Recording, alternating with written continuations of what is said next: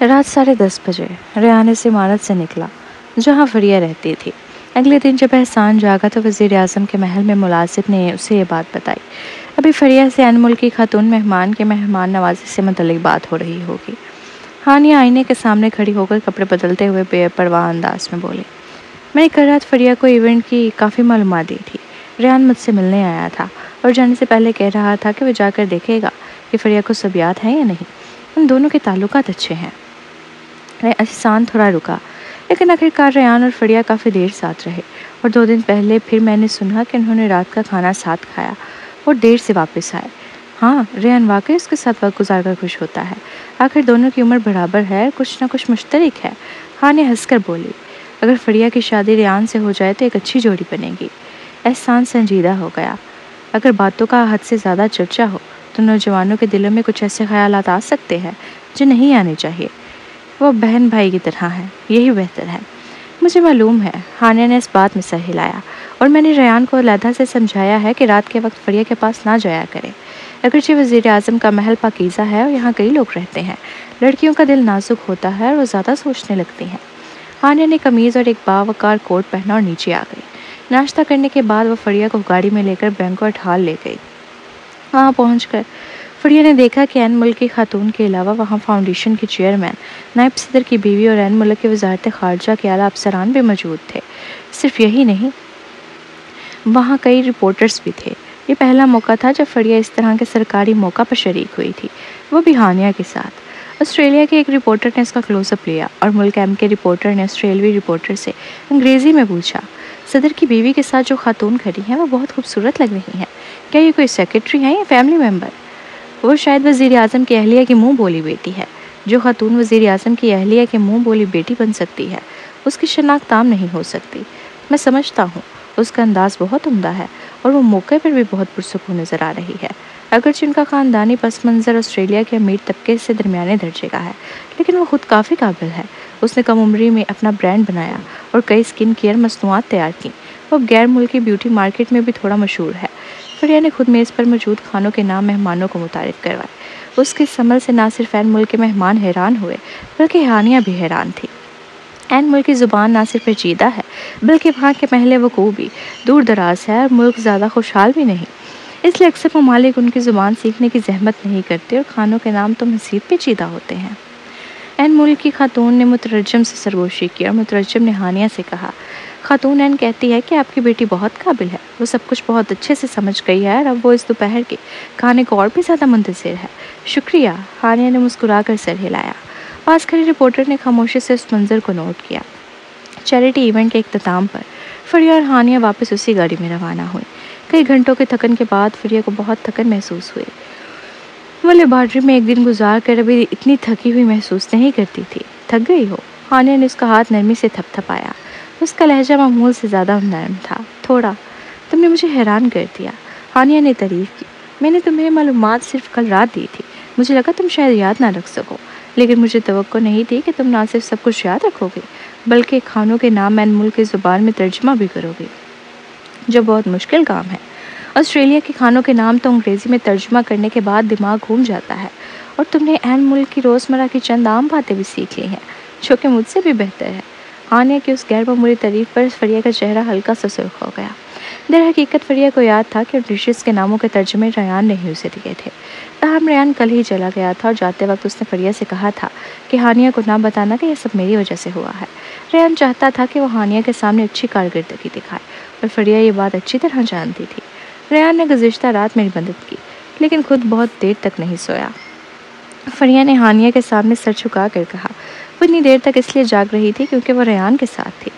ریان کل رات تمہارے ساتھ کافی دیر تک رہا۔ ہانیہ یہ سن کر چونک گئی۔ ٹھیک ہے فریہ، اب تمہیں پہلے سے بھی زیادہ محنت کرنی ہوگی۔ جب تم ابھی گئی تھی تو مسز این نے کہا کہ اگلی بار میں تمہیں این ملک لے کر جاؤں گی۔ فریہ حیران رہ گئی۔ اس کی محنت کو صلہ مل رہا تھا۔ مسز این اس کی صلاحیتوں سے خاصی متاثر تھی۔ دراصل اس وقت میں تھوڑی گھبرا گئی تھی۔ ہانیہ مسکرا کر بات جاری رکھی، گھبراہٹ تو عام بات ہے، آخر کار یہ تمہارا پہلا موقع تھا، لیکن کچھ بالکل ٹھیک رہا۔ دراصل این ملک کے لوگ اس دورے میں زیادہ پر امید نہیں تھے۔ تمہارے انداز اور گفتگو نے مسز این کو اہمیت اور عزت کا احساس دلایا، اور مجھے یقین ہے کہ دونوں ممالک کے درمیان جلد ایک اہم معاہدہ طے پا جائے گا۔ फरिया ने सर हिलाया। एक ऑस्ट्रेलियावी होने के नाते अपनी सरजमीन के लिए मामूली सी खदमात देना भी एक खुशगवार एहसास था।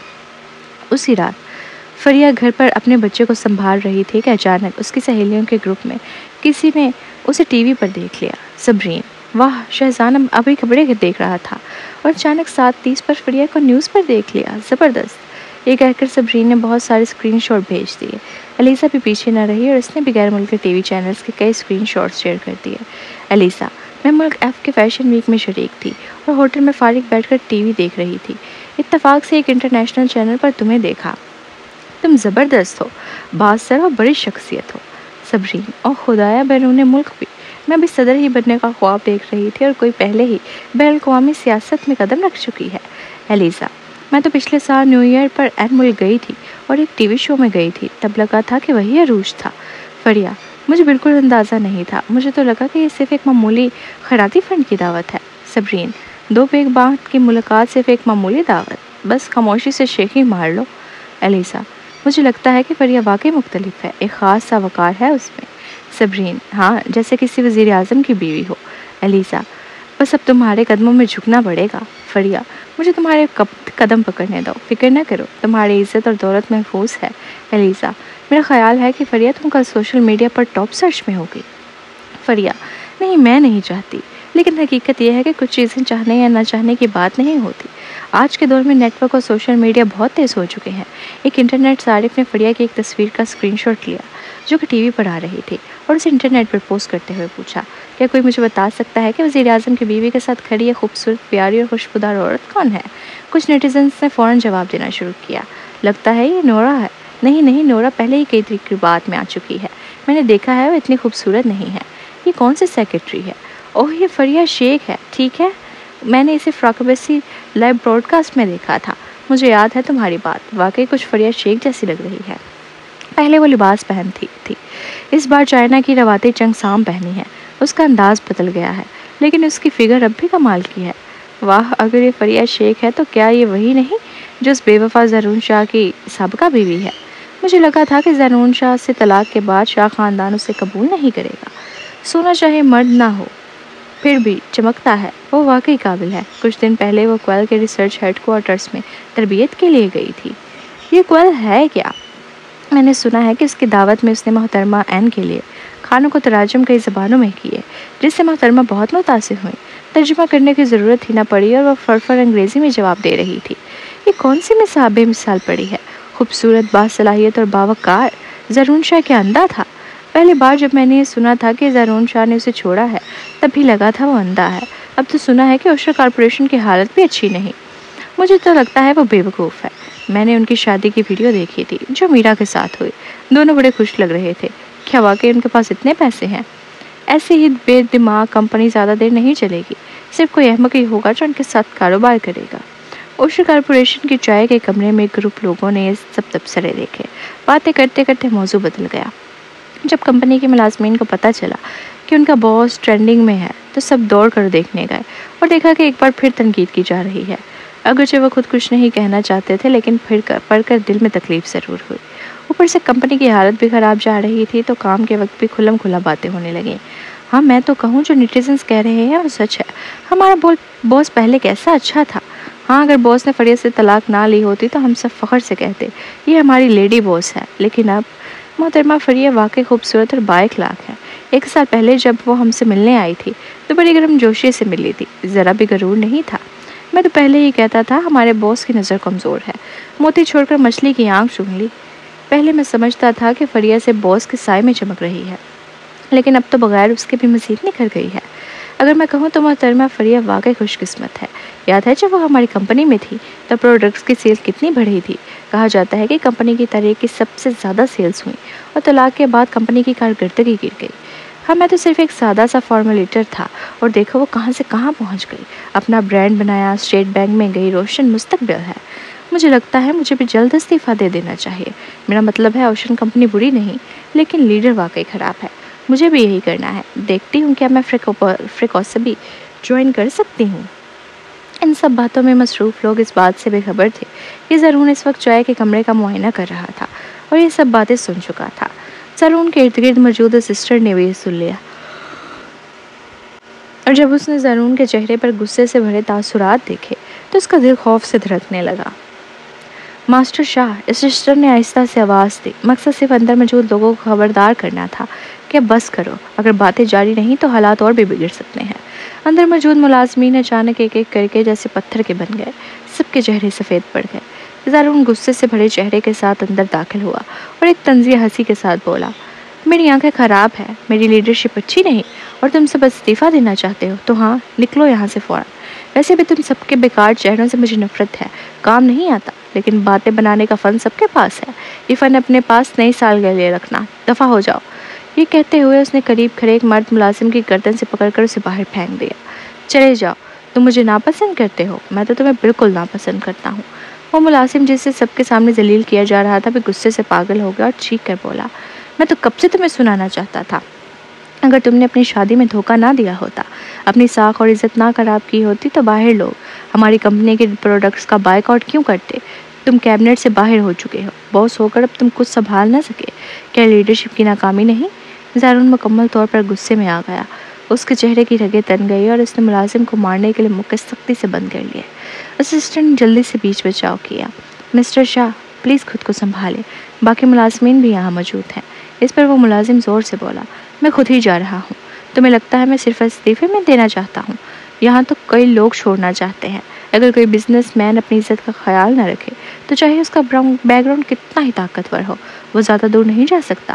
اور اپنا سابقہ بیوی کو دیکھو جسے تم نے چھوڑا، آج وہ تم سے زیادہ خوبصورت، کامیاب اور باوقار ہے۔ میں تو کہتا ہوں تم اندھے ہو، اور ہاں میں واقعی تمہیں گھٹیا سمجھتا ہوں احمق۔ یہ کہتے ہوئے وہ شخص وہاں سے چلا گیا۔ اس نے مزید برداشت کرنے کا فیصلہ ختم کر دیا تھا۔ آخر زارون نے انہیں کچرا کہا تھا، بطور باس کیا وہ یہ نہیں دیکھتا کہ یہی ملازمین رات دن تھوڑی سی تنخواہ پر اوور ٹائم کر کے کام کرتے ہیں؟ کہ یہ سب کچھ انہوں نے اس کمپنی کے ایک بچے کی طرح پالنے کی طرح نہیں کیا تھا؟ سب جذباتی تھے۔ زارون نے کبھی یہ نہیں سوچا کہ اس کے الفاظ اور حرکات کمپنی پر کیا اثر ڈال سکتے ہیں۔ بطور باس وہ حد سے زیادہ خود غرض تھا۔ اب تو یہ حال تھا کہ وہ سال کے آخر کا بونس بھی نہیں چاہتے تھے، نہ ہی کمپنی کے ساتھ آگے بڑھنا چاہتے تھے۔ چونکہ پریزیڈنٹ شاہ نے کہا کہ ہم کچرا ہیں تو چلو پھر نکلتے ہیں یہاں سے۔ چائے کے کمرے میں باتیں کرنے والے کئی لوگ باہر آ گئے۔ اسسٹنٹ شخص سخت پریشان تھا کیونکہ یہ تمام لوگ مارکیٹ ڈپارٹمنٹ کے قابل ترین افراد تھے۔ یہ کمپنی کے لیے لازوک لمحہ تھا اور اچانک اتنے لوگ چھوڑ کر جا رہے تھے۔ اسسٹنٹ سوچ رہا تھا اگر یہی حال رہا تو کمپنی شاید، نکلو میری آنکھوں کے سامنے سے، غائب ہو جاؤ۔ زارون کا چہرہ غصے سے پاگل ہو چکا تھا۔ اسسٹنٹ جب زارون وہاں سے نکلا تو پوری مارکیٹنگ ٹیم میں جیسے طوفان آ گیا۔ سپروائزر اور ٹیم لیڈر بھی استعفیٰ دے کر چلے گئے۔ زارون غصے میں پاگل ہوتا ہوا سیدھا دفتر پہنچا۔ ابھی تھوڑی دیر پہلے ملازم نے جو اسے احمق کہا تھا وہ بات اس کے دماغ میں گونج رہی تھی۔ غصے میں آ کر اس نے دفتر کے تمام سجاوٹ توڑ پھوڑ ڈالی۔ اسسٹنٹ خاموشی سے ایک طرف کھڑا کانپ رہا تھا، بولنے کی ہمت نہ تھی، وہ تھک چکا تھا۔ اگر تنخواہ زیادہ نہ ہوتی تو وہ کب کا استعفیٰ دے چکا ہوتا۔ روز اس انسان کی خدمت کرنا کسی مینوپوز کرنے والے شخص کو سنبھالنے جیسا تھا۔ ایک مسلسل تھکن زارون کی چیزیں توڑنے کے بعد اسسٹنٹ نے ہمت کر کے سر جھکا کر کہا، ینگ مسٹر شاہ، آپ نے مارکیٹنگ ڈپارٹمنٹ کے کئی لوگوں کو ایک ساتھ فارغ کر دیا۔ یہ سب پرانے ملازمین تھے اور ان میں سے 2 تو مینجمنٹ میں بھی شامل تھے۔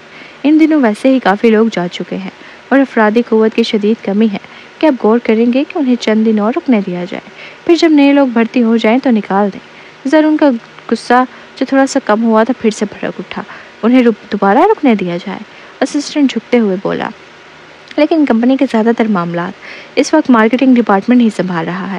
اگر اب اسی ڈپارٹمنٹ میں گڑبڑ ہو گئی تو نئے لوگ بھرتی کرو، جب تنخواہ اچھی ہو تو کیا ڈر ہے کہ لوگ نہیں آئیں گے؟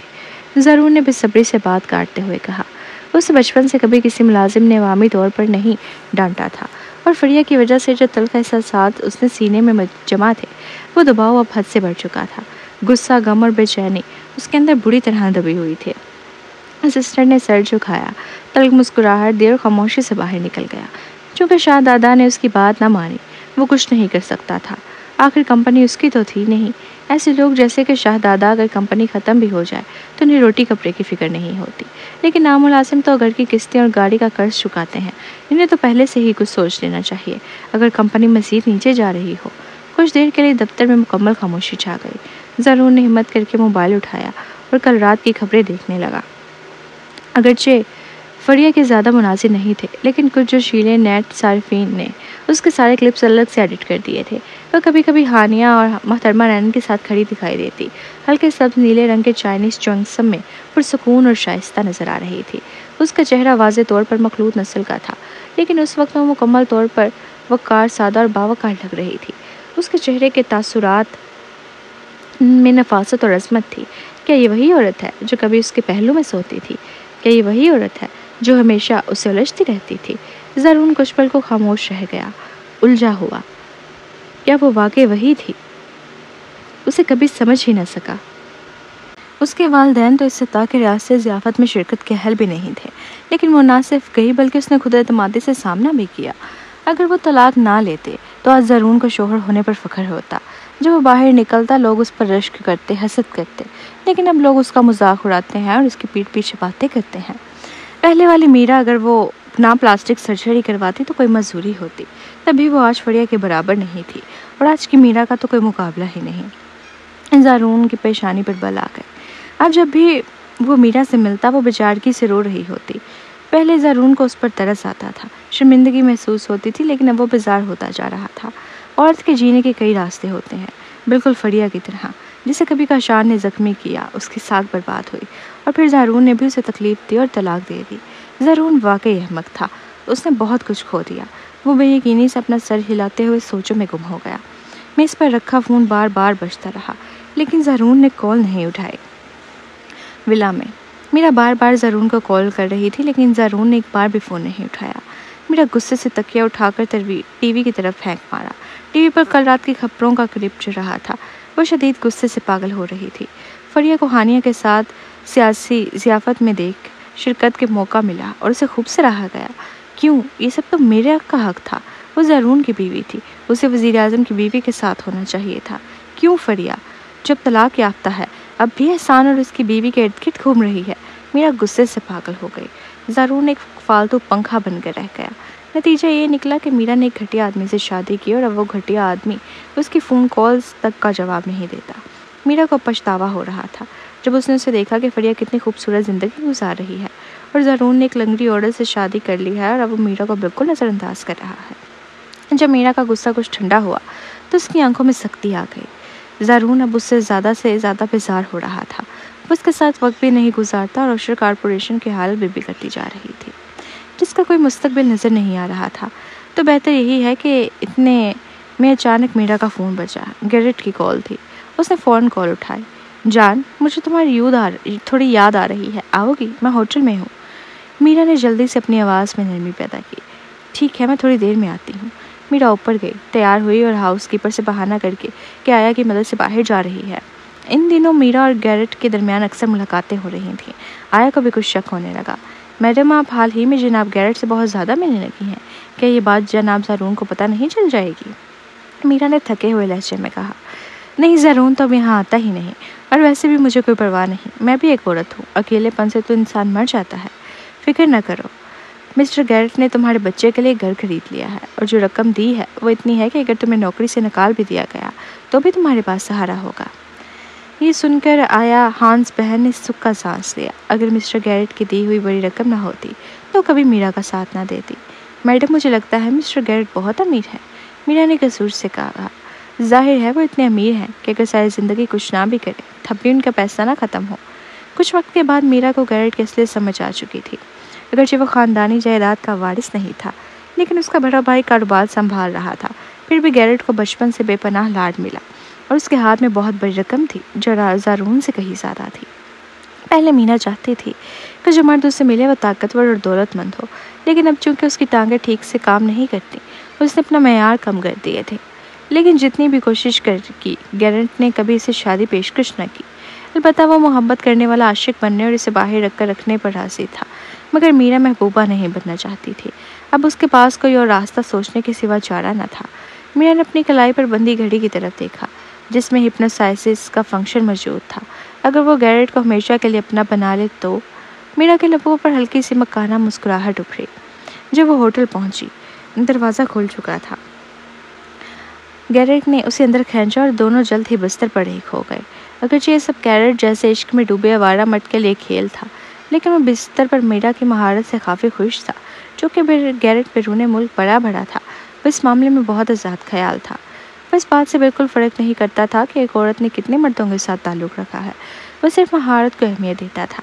یہ کھیل اس کے لیے بہت دلچسپ تھا، لیکن فرق یہ تھا کہ اس بار گیرٹ کے کانوں میں بار بار گھنٹی سی بجتی محسوس ہو رہی تھی۔ گیرٹ میری طرف دیکھو۔ میرا نے اس کی گردن کو سختی سے کھینچا۔ پسینے میں شرابور گیرٹ تقریباً ہوش کھو بیٹھا تھا۔ شکر ہے کہ وہ پہلے سے تیاری کر کے آیا تھا۔ اس نے چپکے سے گہری سانس لی۔ میرا واقعی چلاک ہے، لیکن چونکہ اس نے طریقے اپنانے کی کوشش کی تو گیرٹ کو بھی اعتراض نہیں۔ وہ بھی کھیلنے کے موڈ میں تھا۔ فریکوسبی کے دفتر میں فلور ٹو سیلنگ کھڑکی کے سامنے سبرین کھڑی تھی جب اسے گیرٹ کی کال موصول ہوئی۔ وہ تھوڑا چونکی۔ کیا تم ٹھیک ہو؟ گیرٹ نے طنزیہ انداز میں کہا۔ چونکہ تم نے پہلے ہی ایک ماہر سے مشورہ دلوا دیا تھا، اس لیے میں بچ گیا، ورنہ آج تو مجھے مکمل طور پر قابو میں کر لیتی۔ وہ عورت بہت چلاک ہے۔ پہلے تو روز میرے کھانے یا پانی میں کچھ ملاتی رہی، اور آج تو میرے دماغ پر بھی قابو پانے کی کوشش کر رہی تھی۔ جب میرا نے پہلی بار گیرٹ اور ٹیز کے پانی میں چپکے سے کچھ ملایا تو سبرین نے ملک وائے کے ایک سینئر ماہر نفسیات سے اس صورتحال کے بارے میں دریافت کیا۔ ڈاکٹر کے مطابق میرا نے پہلے ہی ایسی دوائی استعمال کی جس سے انسان کا ذہن الجھ جائے تاکہ ہپنوٹائز کی کامیابی کی شرح بڑھ جائے، اور اس لیے اس ہپنوٹائزم کا کامیاب ہونے کا امکان زیادہ ہوتا۔ چنانچہ وہ مسلسل گیرٹ کو منصوبہ دیتی رہی، لیکن اسے اندازہ نہیں تھا کہ میرا اتنی جلدی حرکت میں آ جائے گی۔ لگتا ہے وہ واقعی زارون سے چھٹکارا پانا چاہتی تھی۔ کیا میرا کو تم پر شک ہوا؟ نہیں، میرا کو لگا کہ وہ مجھے کامیابی سے ہپنوٹائز کر چکی ہے، لیکن اب اس کے دل میں شاید ایک ایسا بے وقوف ہوں جس کا ہاتھ تھامے رہتا ہے اور اس کے کہنے پر چلتا ہے۔ گیرٹ نے ہلکا سا کہکا لگایا۔ میرا کا مطلب ہے کہ وہ زارون سے طلاق لے گی، پھر گیرٹ اورٹیز سے کہے گی کہ وہ اسے بیرون ملک لے جائے اور جلد شادی کرے۔ یہ تو اچھا ہے، سبرین نے شوخی سے کہا۔ ینگ ماسٹر گیرٹ اور ٹیز، میں چاہتی ہوں کہ وہ دونوں طلاق نہ لیں۔ زارون کو پتہ چلنا چاہیے کہ اس کی بیوی نے اس کے ساتھ بے وفائی کی ہے۔ تمہیں تو کوئی مسئلہ نہیں؟ مجھے فرق نہیں پڑتا، ویسے بھی میں آسٹریلیا سے نہیں ہوں، لیکن کوسٹنر فیملی کو ہماری فیملی کو کچھ دینا ہوگا۔ پھر تو کوئی مسئلہ ہی نہیں۔ مبین نے تم سے وعدہ کیا تھا۔ فون بند ہونے کے بعد سبرین نے اپنی گرل فرینڈز کے گروپ میں میسج بھیجا۔ مچھلی جال میں آ چکی ہے، اب جال بند کرنے کا وقت ہے۔ 10 سیکنڈ بعد الیزا نے گھبرائی ہوئی آواز میں کال کی۔ جو تم کہہ رہی ہو کیا وہ سچ ہے؟ کیا میں ایسے معاملے پر مذاق کروں گی؟ ہمیں اب کچھ کرنے کی ضرورت نہیں، سبرین نے مسکراتے ہوئے کہا۔ فون پر کچھ دیر خاموش رہی، پھر الیزا نے دبی دبی آواز میں کہا، سبی شکریہ، میں رانیہ کی طرف سے تم دونوں کا شکریہ ادا کرتی ہوں۔ شکریہ کہنے کی ضرورت نہیں، ہم سب دوست ہیں اور مجھے بھی میرا سے نفرت ہے، سبرین نے نرم لہجے میں کہا۔ میں سمجھتی ہوں اگر رانیہ زندہ ہوتی تو تم دونوں جیسے دوست پا کر بہت خوش ہوتی، الیزا نے گہرے انداز میں کہا۔ سبرین ایک لمحے کو چونکی، پھر آہستہ سے کہا، یہ سب ختم ہونے کے بعد وہ اٹھی اور کافی بنانے لگی۔ تقریباً اس وقت فریا باہر سے جلدی میں آئی۔ میرا اتنی تیزی سے جال میں کیسے پھنس گئی؟ وہ کام کے دوران پھر سے نکل گئی تھی، سبرین نے مذاق میں کہا۔ تمہاری تنخواہ کاٹ لوں گی؟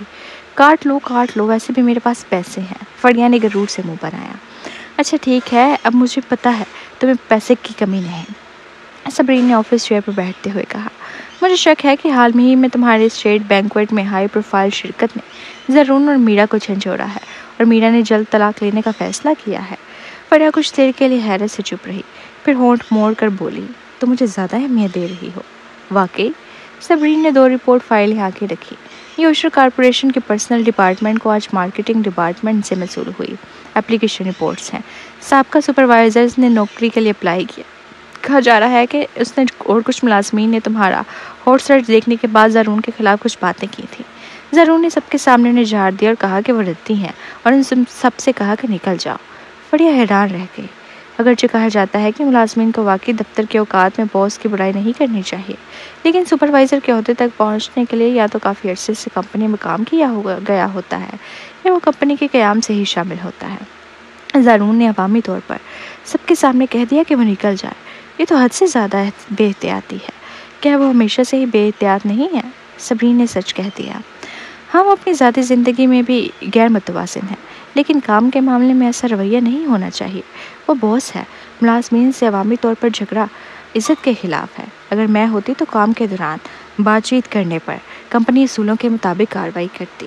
अलबत्ता निजी तौर पर कुछ देर बाद नए मुलाजिम को रखकर पुराने को फ़ायद कर सकती थी, और अगर वो मुलाजिम अपने काम में बेहतरीन हो तो मैं उसे हरगिज़ नहीं निकालती। फरिया ने कहा, अगरचे मुलाजमिन हमारे मातहत होते हैं लेकिन वो भी एक आज़ाद वजूद रखते हैं। हर किसी की अपनी इज़्ज़त नफ्स होती है। बिल्कुल दुरुस्त कहा। सबरीन मुस्कुराई। हम मुलाजमिन की नफ्सियात को इसलिए समझते हैं क्योंकि हमने खुद भी निचली सतह पर काम किया है और जानते हैं कि हर किसी की ज़िंदगी में मुश्किलात होती हैं, लेकिन ज़ारून पैदाइशी रईस है। जितना मैं जानती हूँ उस दिन में उसने यूँ मुलाजमिन निकाले और दफ्तर में एक बदमज़गी छोड़ गया। फरिया हैरत ज़दा हुई। ओशर कॉरपोरेशन को तरक्की में मसला है और इस वक्त मार्केटिंग डिपार्टमेंट सबसे अहम है, और ऐसे मौका पर अमले की तब्दीली, ये तो पागलपन है। वो पागल नहीं है, बस गैर अक्ली है। सबरीन ने सर हिलाया। मैं खुद भी परेशान हूँ। सोचो कि कितनी खूबसूरत बीवी को उसने छोड़ दिया और अब ज़ारून का ज़वाल शुरू हो चुका है। तुमसे मुआवजा करें तो उसके साथ घर पर है जो तुम्हारे एक बाल के बराबर भी नहीं। इंटरनेट पर लोग ज़ारून को बेवकूफ़ कह रहे हैं, उसकी आंखों को कोस रहे हैं। एक अंधा भी बेहतर चुनाव करता। वो अंदर से बहुत परेशान होगा। जितना वो रद्दे अमल देगा उतना ही उसका रवैया मीरा के साथ ख़राब होगा, और मीरा भी उसके साथ वक्त गुजारना नहीं चाहती। फरिया ने तंज़ी अंदाज में कहा, ऐसे लीडर के साथ ओशर कॉरपोरेशन अब हमारे मुकाबले में आने के लायक नहीं रहा। वैसे तुम्हें वो मुलाजिम चाहिए से बढ़कर मैं उसकी तनख्वाह और ओहदा दोनों बढ़ाना चाहती हूँ। सबरीन की आंखों में चमक आई। मैं चाहती हूँ कि ओशर कॉरपोरेशन के वो एग्जेक्टिव्स जो अब तक नहीं गए वो हसरत महसूस करें। उनकी आंखों के सामने ये मन नज़र आए कि उन जैसे बासलाहियत लोगों की दूसरी जगहों पर कदर की जाती है, जबकि उनके बास उनकी कदर नहीं करता। ज़्यादा देर नहीं लगेगी जब ओशर कॉरपोरेशन में इस्तीफ़ों की लहर आ जाएगी, और जब काबिल मुलाजमीन ना होंगे तो कंपनी ख़त्म हो जाएगी। बहुत ही ज़बरदस्त चाल है। फरिया ने बेहद तारीफ़ की। सिबे, तुम्हारा दिमाग वाकई लाजवाब है। तुम्हें भी साथ देना होगा। मुझे लगता है तुम्हें तालियां भी बजानी पड़ेंगी। फरिया, ये सुनकर फरिया के पास जो कुछ कहने को ही न रहा। सबरीन ने उसके कंधे पर हाथ रखा। तुम और सुलोया जल्द अज जल्द नए प्रोडक्ट्स पर काम मुकम्मल करो ताकि ओशर कॉरपोरेशन पर एक और जोरदार झटका दिया जा सके। ये बात तो बिल्कुल सही है। फरिया ने मज़ीद कुछ कहने की जहमत नहीं की और जल्दी से अपने काम में लग गई। अब वो सिर्फ एक ही बात चाहती थी, नया प्रोडक्ट जल्दी लॉन्च हो और इसी दौरान ज़ारून जलील हो और इसकी कंपनी को हम पूरी तरह पीछे छोड़ दें। यह एहसास वाकई बहुत ज़बरदस्त है। इस मकसद को जल्द हासिल करने के लिए फरिया ने खुद को मुकम्मल तौर पर काम में झोंक दिया। यहाँ तक कि उसने सोशल मीडिया या हॉट सर्च को भी ज़्यादा तवज्जो न दी। जब लेबॉर्ट्री के अमले ने फरिया की संजीदगी से काम करते देखा तो वे इख्तियार कह चुके थे। ऐसे वक्त में भी मैनेजर फरिया पुरसकून होकर काम कर रही हैं, बाहर की दुनिया से बेनियास होकर। ये वाकई हैरान कुन है। अगर मैं होती और मेरा नाम हॉट सर्च पर होता तो मैं तो खुशी से खिलखिला रही होती। अरे मैनेजर फरिया ने दुनिया देखी है, बड़े तूफानों का सामना किया है, उन्हें शोहरत या तारीफ़ की परवाह नहीं। ये बात तो सच है। हमें वाकई मैनेजर फरिया से सीखना चाहिए। ना चाहते हुए भी लेबॉर्ट्री के तमाम मुलाजमीन फरिया से मुतासिर हुए और आज खुद ओवर टाइम करने लगे। शाम के वक्त फरिया एक बार फिर सर्च हॉट लिस्ट पर आ गई। उसे इस बात का पता नहीं चला क्योंकि हॉट सर्च बहुत मुख्तसर रही और जल्द ही हटा दी गई, लेकिन बहुत से लोगों ने इसे देख लिया। इन लोगों में हानिया और एहसान भी शामिल थे। रात के वक्त रेस्तरां में जब हानिया और एहसान ने अभी अपना खाना ख़त्म किया था तो सेक्रेटरी ने एक फ़ाइल पेश की। मिस फरिया के मतलब यह अफवाह उनकी किस्मत फेनिक्स जैसी है। इंटरनेट पर जैसी आईडी से फैली वो मैंने चेक की। यह आईडी दारुल हुकूमत के मशहूर नजूमी मास्टर मारियो क्लॉर्क के तीसरे शागिर्द की है। मास्टर मारियो क्लॉर्क, एहसान ने भवें सकेटते हुए कहा। वो मारियो को अच्छी तरह जानता था। दारुल हुकूमत के कई बासर ख़ानदानों के साथ मारियो के ज़ारिती ताल्लुकात थे। कहा जाता है कि वो एक माहिर नजूमी है, अगरचे बाला तबके के लोग इन बातों पर ज़्यादा यकीन नहीं करते। चंद साल पहले मारियो ने शाहम फैमिली के बाई घर का दौरा किया था और एहसान से उस वक्त ताल्लुक़ बना था। ऐसी बातें इंटरनेट पर कभी भी बगैर किसी बुनियाद के नहीं फैलती। एहसान ने ठंडी सांस ली और हुक्म दिया, वज़ीर आज़म के ख़ानदान के मुतल्लिक अफवाहें फैलाने वालों को समझा दो। जो लोग अफवाहें ना फैलाएं उनको मुत्तनबा करो। कोई भी शख्स अवामी तवज्जो का गलत इस्तेमाल ना करे। सेक्रेटरी ने होंठ भेजे, जैसे कुछ कहना जा रहा हो लेकिन झिझक रहा हो। हानिया ने खादम से ली गई गर्म चाय को हल्के से हिलाया। सेक्रेटरी, हिचकिचाओ मत, अगर कुछ कहना है तो कहो। बात यह है, सेक्रेटरी ने आहिस्ता आवाज़ में कहा, असल में जब ये वाक़या पेश आया तो मुझे खदशा हुआ कि शख्स किसी और नीयत से बात कर रहा है, इसलिए मैंने फ़ौरन उसे काबू में ले लिया। उस शख्स के मुताबिक जो उसने कहा वो सच है। زرون شاہ کی شادی سے پہلے بڑی بیوی ونیزا نے فریہ کے 8 حروف پیدائشی جنم تاریخ نجی طور پر معلوم کیے تھے۔ اس وقت ماسٹر ماریو نے حساب لگایا تھا کہ فریہ کے ابتدائی سالوں میں مشکلات ہوگی، لیکن جب وہ ان سے گزر جائے گی تو وہ آسمانوں سے بھی بلند اڑے گی۔ ایسی قسمت بہت نایاب ہوتی ہے۔ ماسٹر ماریو کے کئی شاگرد بھی اس وقت موجود تھے اور سب بہت متاثر ہوئے تھے۔ اس دن کا واقعہ ماریو کے شاگردوں کے ذریعے دوبارہ یاد آیا، اور پھر آج جب اس شاگرد کے سسٹر نے فریہ کو ہاٹ سیٹ پر دیکھا تو اس نے بس یوں ہی بات کہہ دی، مگر کسی نے سوچا بھی نہیں تھا کہ لوگ اس بات کو لے کر پھیلانے لگیں گے۔ ہانیہ حیرت سے بولی، بس اپنی بھابھی سے ہی اس بارے میں پوچھ لیتی ہوں۔ یہ کہہ کر ہانیہ نے احسان کی طرف دیکھا جو خاموش رہا، لہٰذا اس نے فون اٹھایا، کال ملائی اور اسپیکر آن کر دیا۔ بھابھی، آپ نے کھانا کھا لیا؟ ابھی ختم کیا، کیا بات ہے؟ اوہ، دراصل آج فریہ کا معاملہ ہاٹ سرچ پر آ گیا تھا۔ کسی نے ان کی قسمت کے بارے میں کچھ کہا تھا۔ اب ان کی حیثیت غیر معمولی ہو چکی ہے، اس لیے میں نے فوراً یہ خبر ہٹوا دی۔ سیکرٹری نے چھان بین کی تو معلوم ہوا کہ بات کا ماخذ ماریو کا ایک شاگرد تھا۔ تو میں صرف تصدیق کرنا چاہتی ہوں کہ واقعی ایسا کچھ ہوا تھا۔ مسٹر ماریو کو تو چاہیے کہ اپنے کلائنٹس کے پرائیویسی کی حفاظت کریں، ونیزا نے کچھ تنقید کے انداز میں کہا، اور پھر مزید بتایا، یہ بات درست ہے۔ اس وقت میں چاہتی تھی کہ یہ معلوم کروں کہ فریہ اور زرون کے 8 حروف آپس میں میل کھاتے ہیں یا نہیں، اس لیے ماسٹر ماریو سے معلوم کروایا۔ جب اس کی باتیں یاد آتی ہیں تو لگتا ہے وہ بالکل درست تھا۔ ہانیہ حیران ہوئی، کیا کہا تھا اس نے؟ ماسٹر نے کہا تھا کہ فریہ کی قسمت پرانی سلطنتوں کی ملکہ یا شہزادی جیسی ہے۔ شروع میں نشیب و فراز ہوں گے، لیکن جو وقت گزرے گا اس کی عزت و مرتبہ بڑھتے جائیں گے۔ اس کی قسمت بہت باعزت ہے، لیکن اس کی زرون سے شادی کی مطابقت اتنی خاص نہیں ہے۔ زیادہ تر مسئلہ زرون کی خود اعتماد کی کمی کا تھا۔ اگر وہ دونوں شادی کے ابتدائی 3 سال بغیر گزار لیں تو بڑھاپے تک ساتھ رکھ سکتے تھے، لیکن اگر نہ گزار سکے تو پھر ان کا کوئی نصیب نہیں۔ ونیزا نے ایک سوس بڑی آ پڑی۔ اس وقت میں بھی دسبس کا شکار تھی، کیونکہ فریہ کی قسمت واقعی بہت اچھی تھی، لیکن اگر دونوں ایک دوسرے کے لیے موزوں نہ ہو تو زور زبردستی فائدہ نہیں دیتی۔ پھر ماسٹر نے یہ بھی کہا کہ زرون کی محبت کی راہ ہمیشہ دشوار رہے گی، چاہے اس کی بیوی کوئی بھی ہو۔ اگر کسی اور سے شادی کرتا تو امکانات اور بھی کم ہوتے۔ فریہ اس وقت حاملہ بھی تھی، تو ہم نے پوری کوشش کی کہ وہ دونوں شادی کر لیں۔ ہانیہ نے اچانک کہا، تبھی تم اتنی پوری امید تھی کہ فریہ اور زرون کی شادی ہو جائے؟ اور کیا، شادی کے بعد زرون کا کیریئر بہت اچھا چل پڑا، اور طلاق کے بعد ہی سب کچھ بگڑ گیا۔ فون بند ہونے کے بعد احسان نے ہانیہ سے کہا، فریہ تمہاری گود لی ہوئی بیٹی بن سکتی ہے۔ پہلے تو اسے پرنسس کہہ سکتے تھے، اب تو وہ فینکس کی تقدیر رکھتی ہے۔ فینکس ایک دیو مالائی پرندہ ہے جو اپنی موت کے بعد خود کو جلا دیتا ہے اور پھر اپنی ہی راکھ سے دوبارہ زندہ ہو جاتا ہے، مزید طاقت اور شان کے ساتھ۔ اس لیے فینکس کی علامت نئی زندگی، دوبارہ اٹھنا یا مشکل حالات کے بعد دوبارہ مضبوطی سے ابھرنا سمجھی جاتی ہے۔ ہانیہ نے سوچتے ہوئے سر ہلایا۔ ماسٹر ماریو آسٹریلیا میں خاصے مشہور ہیں۔ اگر انہوں نے ایسا کہا ہے تو مطلب فریہ کی قسمت واقعی غیر معمولی ہے۔ کتنے ہی بڑے خاندان ایسی تقریر کو ترستے ہیں، شاید فریہ کو آگے جا کر کوئی اور بڑا موقع ملے۔ احسان چند لمحوں کے لیے خاموش رہا اور پھر سر ہلایا۔ یہ افسوس کی بات ہے، ہانیہ نے افسوس سے کہا، کاش ایسی زندگی ریان کو شروع سے ہی ملی ہوتی۔ احسان تھوڑا چونکا اور بھویں سکیڑ کر بولا، ہانیہ فضول باتیں مت کرو، میں تو بس ایسے ہی کہہ رہی تھی۔ ہانیہ نے مسکرا کر بات بدل دی اور نوکر سے پوچھا، کیا فریہ واپس آ گئی ہے؟ نہیں، مس فریہ نے کہا ہے کہ وہ آج رات لیبارٹری میں اوور ٹائم کریں گی۔ فریہ بہت محنت کر رہی ہے، ہانیہ نے چہرے پر تعریف بڑی مسکراہٹ کے ساتھ کہا۔ کیا تم نے جوانی میں محنت نہیں کی تھی؟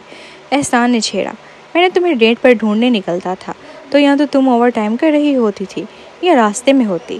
ایک عورت کا بھی اپنا کیریئر ہوتا ہے، اور جب وہ ہر چیز کو سنجیدگی سے لیتی ہے تو میں یقین سے کہتی ہوں کہ فریہ مستقبل میں بہت آگے جائے گی۔ ہانیہ فریہ سے بہت مطمئن نظر آ رہی تھی۔ شاہ فیملی کے پرانے گھر میں ونیزا نے فون بند کیا اور جیسے ہی پلٹی اس نے دیکھا کہ زرون پیچھے کھڑا ہے۔ ماں، آپ نے جو بات ابھی کہی کیا وہ سچ ہے؟ زرون نے آنکھیں پھاڑ کر پوچھا۔ ونیزا ایک لمحے کو چونکی، پھر اسے یاد آیا کہ وہ اور ہانیہ کیا بات کر رہے تھے۔ غالباً بیٹے نے سن لیا تھا۔ ہاں، یہ کہہ کر اٹھ کر جانے لگی، مگر زرون نے اسے روک لیا۔ آپ نے پہلے مجھے کیوں نہیں بتایا؟ تم ان باتوں پر یقین نہیں کرتے تو بتانے کا فائدہ، اور ویسے بھی سب کچھ ختم ہو چکا ہے۔ یہ کہہ کر ونیزا اوپر چلی گئی۔ حالانکہ زرون نے حال ہی میں پرانا گھر آنا شروع کیا تھا، مگر ماں بیٹے کے تعلقات میں تلخی تھی اور ونیزا اب اس سے بات کرنے میں دلچسپی نہیں رکھتی تھی۔ اپنی صحت کے لیے اس نے سوچا کہ کم بولنا بہتر ہے۔ زرون کچھ دیر وہیں کھڑا گمسم کھڑا رہا۔ نہیں، وہ ان چیزوں پر یقین نہیں رکھتا، قسمت و تقدیر محض فریب ہے۔ لیکن پھر بھی یہ بات انٹرنیٹ پر کیسے پھیلی؟ زارون نے آنکھیں سکھیڑی اور ریان کو فون ملایا۔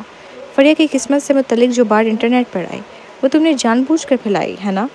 زارون بھائی کیا آپ کہہ رہے ہیں؟ میں تو ابھی کام میں مصروف ہوں۔ زارون نے بدتمیزی سے بات کاٹ دی۔ اچھا ریان، میرے ساتھ فضول ڈرامے مت کرو۔ تمہیں لگتا ہے اگر فریہ کو فونکس جیسی قسمت مل جائے اور شوہر کو کامیاب بنانے والی بن جائے تو شاہ فیملی اسے قبول کر لے گی؟ خواب دیکھنا بند کرو۔ زارون بھائی میں واقعی یہاں بہت مصروف ہوں، میرے پاس آپ سے بحث کرنے کا وقت نہیں، میں فون بند کر رہا ہوں۔ ادھر سے فون بند ہوتے ہی زارون نے شرمندہ چہرے کے ساتھ اپنا فون سختی سے پکڑ لیا۔ اسے ریان کی سوچ کی کوئی پرواہ نہیں تھی۔ وہ کسی بھی قیمت پر فریہ کو ریان کے قریب نہیں آنے دے گا۔ ویسے بھی یہ تو صرف ایک مذاق تھا۔ آدھی رات کو جب زارون سونے ہی والا تھا اسے میرا کا واٹس ایپ پیغام موصول ہوا۔ زارون تم کب واپس آ رہے ہو؟ میں نے سب کچھ سوچ لیا ہے، میں چاہتی ہوں کہ ہم طلاق لے لیں۔ زارون کچھ لمحوں کے لیے حیران رہ گیا۔ اسے یقین ہی نہ آیا کہ میرا خود سے طلاق کی بات کرے گی۔ وہ حیران تھا اور کچھ دیر کے لیے دنگ رہ گیا۔ کیا یہ میرا کی سچائی ہے؟ یہ پیچھے ہٹ کر آگے بڑھنے کی چال؟ اگر یہ بات پہلے ہوتی تو وہ میرا کے بارے میں اتنا پیچیدہ نہ سوچتا، لیکن جب اسے میرا کے جانور پر ظلم کی ویڈیو سامنے آئی، میرا کی شخصیت اس کے دل میں گر چکی ہے۔ زارون نے کال ملائی اور میرا سے پوچھا، کیا تم نے جو کہا وہ سچ ہے؟ تم سے میں اب مزید دھوکہ نہیں کرنا چاہتی۔ میرا کی آواز ادھر سے بہت افسردہ تھی۔ زارون ہم بچپن میں ملے تھے، لیکن افسوس وقت کے ساتھ بہت کچھ بدل گیا، سب کچھ مختلف ہو گیا۔ میں تمہارے ذہن میں آسٹریلیا کی پہلی خوبصورت محبت تھی، لیکن مجھے نہیں معلوم کہ کب سے تم میری کال تک کا جواب دینا پسند نہیں کرتے، اور میں وہ سب باتیں یاد رکھتی ہوں جو تم نے اس دن کہی تھیں۔ ان دونوں جیسے ہی آنکھ بند کرتی ہوں وہ سب الفاظ میرے دماغ میں گونجنے لگتے ہیں۔ واقعی میں ایسا نہیں چاہتی، لیکن میں سمجھتی ہوں کہ اگر ہم دونوں ایسے ہی چلتے رہے تو تم مجھے اور زیادہ نفرت کرنے لگو گے۔ اس سے بہتر ہے کہ ہم طلاق لے لیں۔ میں چاہتی ہوں کہ جب تم کبھی مجھے یاد کرو تو اس یاد میں تھوڑی سی خوبصورتی ہو، نہ کہ نفرت اور کراہت۔ زارون کافی دیر تک خاموش رہا۔ اس سے کچھ سکون محسوس ہوا، لیکن ساتھ ہی کچھ پچھتاوا بھی ہوا۔ کیا اس دن نے زیادہ سخت الفاظ تو نہیں کہے تھے؟ میرا نے جانوروں پر ظلم جان بوجھ کر نہیں کیا۔ کیا وہ کسی گہرے صدمے سے گزر رہی تھی جس کی وجہ سے وہ انتہا پسندی پر اتر آئی؟ زارون اس کے ساتھ رہ کر بھی اس کی حالت کو نہ سمجھ پایا۔ وہ خود بھی اس کا ذمہ دار تھا، اور پھر اگر خود کو اس کی جگہ رکھے، ایک صحت مند انسان کا چہرہ خراب ہو جائے اور ہاتھ پاؤں میں بھی مسئلے ہوں تو کسی کا بھی مزاج بگڑ سکتا ہے۔ میرا مجھے معاف کر دو، اس دن میرا موڈ ٹھیک نہیں تھا۔ جو کچھ میں نے کہا وہ بہت جذباتی تھا، ان باتوں کا برا مت منانا۔ میں جانتی ہوں زارون، کوئی تمہیں مجھ سے بہتر نہیں جانتا، تم نرم دل کے مالک ہو۔ میں نے کبھی تمہیں الزام نہیں دیا، خود کو الزام دیا۔ میں خود کو ناکام سمجھتی ہوں کہ تمہارے لیے کچھ نہیں کر سکی، اور تمہیں کمپنی کے لیے بھاگتے دیکھتی ہوں، لیکن میں تمہاری کوئی مدد نہیں کر پا رہی۔ اس لیے میں نے سوچ لیا میں غلط تھی۔ مجھے تمہیں طلاق کے لیے مجبور نہیں کرنا چاہیے۔ جیسے ہی تم مجھ سے طلاق لوگے تمہارے والدین تمہیں معاف کر دیں گے اور شاید تمہاری تھوڑی مدد بھی کریں۔ تم اب اتنی مشقت نہیں اٹھاؤ گے۔ میرا نے گہرا سانس لیا اور افسردگی سے کہا، میں نے چھوڑ دیا ہے۔ میں چاہتی ہوں کہ میری محبت زارون سکون سے اور خوش رہے۔ میرا ایسا مت کہو۔ اسی لمحے زارون کا سارا غصہ ختم ہو چکا تھا اور اسے شرمندگی محسوس ہونے لگی۔ پھر طلاق کے بعد تمہارا کیا ارادہ ہے؟ میں علاج کے لیے بیرون ملک جانا چاہتی ہوں، امید ہے میری ٹانگیں ٹھیک ہو جائیں گی۔ ویسے بھی میری ذہنی حالت ایسی نہیں کہ یہاں رہوں۔ اگر سب کو یہاں میرے بارے میں پتہ چلے گا تو اس کا اثر تم پر پڑے گا۔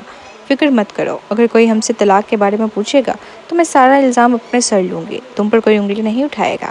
زارون نے کچھ دیر سوچا اور کہا، میرا تم ان سوالات کا جواب دینے کی ضرورت نہیں۔ اگر تم بیرون ملک جاؤ گی تو کوئی تمہیں نہیں پہچانے گا، ٹھیک ہے؟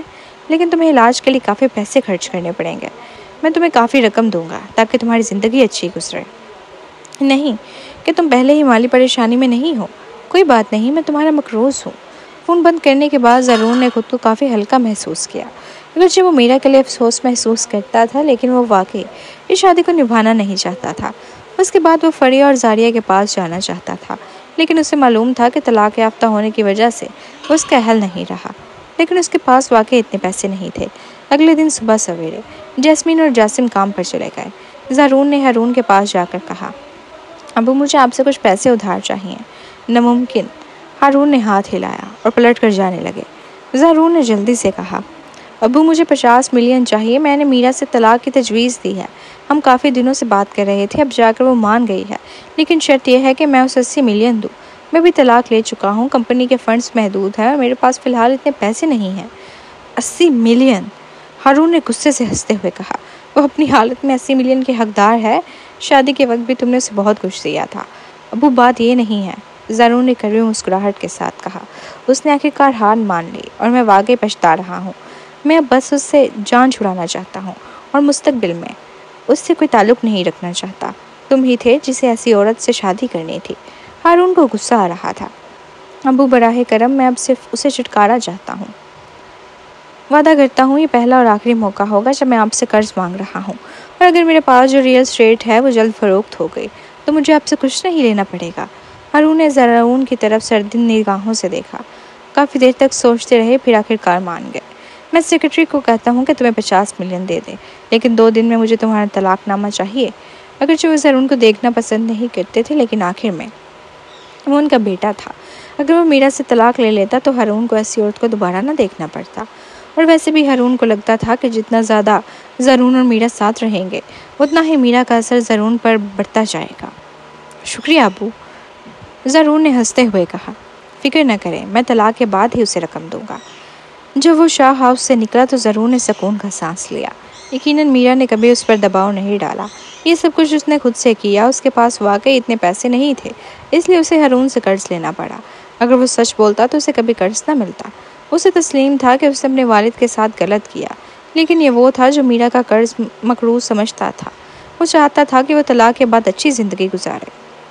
دفتر واپس پہنچ کر زارون نے اپنے ذاتی وکیل کو بلایا اور طلاق کی تفصیلات بتائیں۔ جب طلاق ہو تو اس عورت کو 100 ملین دو، اور اس کے ساتھ 2000 مربع میٹر کا ولا اور ملک ایم میں 10 ملین مالیت کا ایک اپارٹمنٹ بھی۔ وکیل اس کی بات سن کر حیران رہ گیا۔ وہ اکثر زارون کے کیسز دیکھتا تھا اور جانتا تھا کہ اس وقت زارون کے فنڈز کتنے محدود ہیں۔ نہیں شاہ، اس وقت اوشر کارپوریشن کو اتنے فنڈز کی ضرورت ہے۔ میں فیصلہ کر چکا ہوں، وقت کے ساتھ چیزیں بدل جائیں گی۔ میں اپنے کچھ شیئر بیچ کر کچھ رقم واپس حاصل کر لوں گا جو میں نے سالوں میں انویسٹ کیے ہیں۔ زارون نے بھویں سکیڑ کر کہا۔ میں اس کا مقروض ہوں۔ وکیل حیرت سے خاموش ہو گیا۔ وہ سمجھ نہیں پایا کہ آخر زارون میرا کا مقروض کیسے ہو گیا۔ شادی کے وقت زارون نے میرا کو بہت کچھ دیا تھا، اور طلاق میں بھی 1 ارب نقد رقم، 1 ارب مالیت کے ولاس اور کوٹھیاں دے رہا تھا۔ یہ تمام جائیدادیں شہر کے بہترین علاقوں میں تھیں، اور مستقبل میں ان کی قیمت بہت زیادہ بڑھنے والی تھی۔ وہ میرا کے لیے بے حد فیاض تھا، لیکن اپنی سابقہ بیوی اور بچوں کے لیے انتہائی بے رحم۔ وکیل نے اپنی زندگی میں کئی بے پرواہ مردوں کے کیسز سنبھالے تھے، لیکن زارون جیسا الجھا ہوا آدمی کم ہی دیکھا تھا۔ لیکن کچھ باتیں ایسی تھیں جو وہ کہہ نہیں سکتا تھا۔ آخرکار وکیل اور زارون دوست نہیں تھے، صرف پیشہ ورانہ تعلق تھا۔ ویسے جو ولا ہم رہائش کے لیے استعمال کر رہے ہیں وہ بھی اس کے نام منتقل کر دینا، زارون نے مزید کہا۔ وکیل مکمل طور پر گم ہو گیا۔ Sorry family. جب صبرین نے اپنے ہاتھ میں زارون کے طلاق کے معاہدے کی کاپی دیکھی تو اپنی ہنسی روک نہ سکی۔ اس کی ہنسی میں بے حد طنز چھپا تھا۔ بیوی اگر غصہ ہے تو کھل کر ڈانٹ لو۔ میں نے سنا ہے زارون نے انکل سے 50 ملین قرض لیا ہے۔ شہزام نے بے بسی سے صبرین کو گلے لگا کر کہا۔ یہ معاہدہ زارون کے ذاتی وکیل سے حاصل کیا گیا تھا۔ وکیلوں کا دائرہ کار چھوٹا ہوتا ہے، اور شہزام جیسے قانونی دنیا میں اونچی حیثیت والے شخص کے لیے ایسی معلومات حاصل کرنا آسان ہوتا ہے۔ سچ کہوں تو شہزام یہ معاہدہ دیکھ کر خود بھی کچھ بول نہ سکا۔ غصہ کیسا؟ صبرین نے ہنستے ہوئے کہا۔ مجھے تو لگتا ہے کہ آج زارون کا دماغ مکمل طور پر بند ہو گیا ہے۔ جتنا زیادہ وہ میرا کے لیے شرمندہ اور فیاض ہو رہا ہے اتنا ہی مزیدار ہوگا جب سب کے سامنے آئے گا۔ تم یہ سب کب ظاہر کرو گی؟ شہزام نے تجسس سے پوچھا۔ وہ لوگ کل طلاق لینے کا ارادہ رکھتے ہیں۔ میں نے اصل میں ان کی طلاق سے 1 دن پہلے سب کچھ سامنے لانے کا منصوبہ بنایا تھا، صبرین نے عجیب انداز میں مسکرا کر کہا۔ لیکن اب یہ معاہدہ دیکھنے کے بعد میں نے فیصلہ کیا ہے کہ طلاق کے بعد سب کچھ ظاہر کیا جائے، شہزام نے فکر مند ہو کر کہا۔ لیکن طلاق کے بعد تو سب پیسہ میرا کو مل جائے گا۔ تمہیں یاد ہے جب تم نے میرا کے ساتھ منگنی توڑی تھی؟ صبرین نے اسے آدھی مسکراہٹ کے ساتھ دیکھا۔ بات نکلی تو تم اور زارون واقعی اچھے دوست ہو، تم دونوں ایک جیسا ہی کام کیا۔ شہزام نے شرمندگی سے اپنی پیشانی پر ہاتھ رکھا اور بولا۔ وہ میرے ماضی کا سیاہ پاب تھا، صبرین نے خوش ہو کر کہا۔ چھوڑو، میں تمہیں ماضی کی باتیں یاد نہیں دلانا چاہتی، لیکن مجھے یاد ہے تم اور میرا کافی لمبے عرصے تک پیسوں پر مقدمہ کرتے رہے تھے۔ سچ کہوں تو 2 لوگ جو شادی کرنے والے تھے وہ پیسوں کے لیے ایک دوسرے کا چہرہ چیر پھاڑ رہے تھے۔ یہ نظارہ واقعی لاجواب تھا۔ شہزام، وہ کیا کہتا؟ اس عورت کی تو واقعی بہت چلاک تھی۔ جو وہ خاموش رہا تو صبرین نے نرمی سے اس کے پیجامہ کی بیلٹ کو سیدھا کیا اور پوچھا، شہزام، کیا میں غلط کہہ رہی ہوں؟ نہیں، بالکل درست کہہ رہی ہو، شہزام نے ٹھٹھائی سے جواب دیا۔ میرا اور میں اس وقت کیس لڑ رہے تھے اور زارون مسلسل میرا کی مدد کر رہا تھا۔ بار بار مجھے سمجھا رہا تھا کہ میں پیسے چھوڑ دوں، تو مجھے بے حد خوشی ہوگی جب وہ خود وہی دن دیکھے جو میں نے دیکھے۔ یہ کہتے ہوئے اس نے سکون کا سانس لیا۔ اس تعاون پر صبرین نے مطمئن انداز میں اپنے ہونٹ تھوڑے سے اٹھائے۔ تم زارون سے بہت خوش قسمت ہو، وہ جو غصہ دیکھے گا وہ تم سے 1000 گنا زیادہ ہوگا۔ رہی بات میرا کی، وہ چاہے جتنا بھی پیسہ مانگے، یہ دیکھنا ہے کہ آیا وہ یہ رقم لے کر آسٹریلیا سے نکل بھی پاتی ہے یا نہیں۔